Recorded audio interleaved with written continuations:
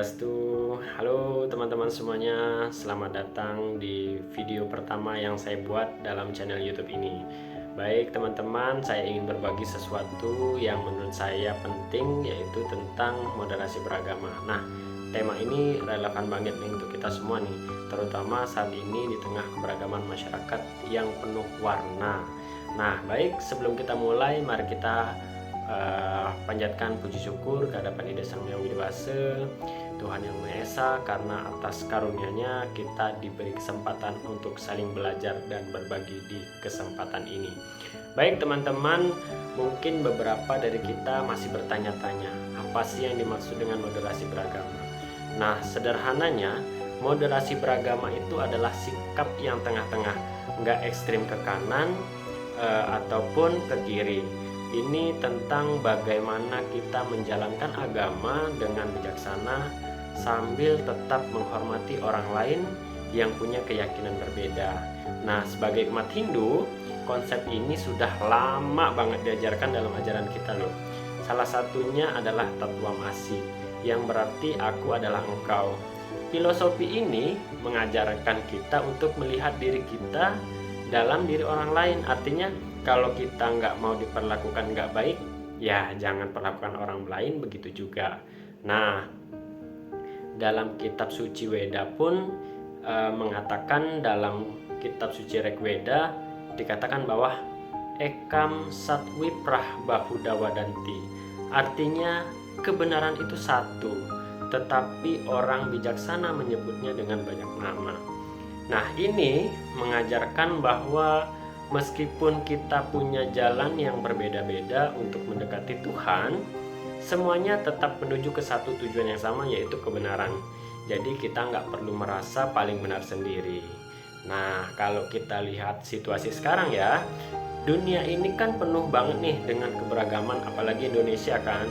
Ada banyak banget agama, budaya, bahasa, bahkan cara berpikir itu sangat-sangat beragam sekali.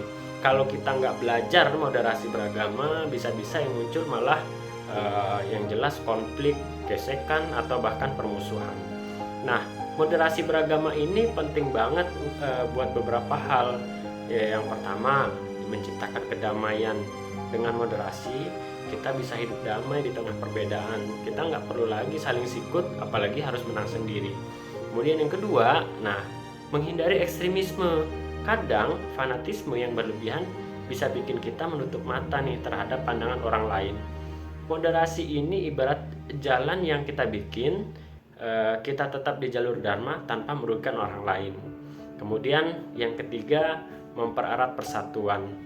Indonesia itu kan kaya tuh, kaya banget pokoknya dengan keberagamannya.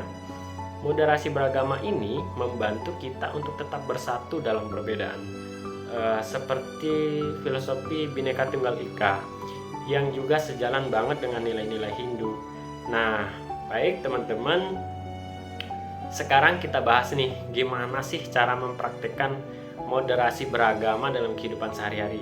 Ini ada beberapa langkah yang bisa kita lakukan.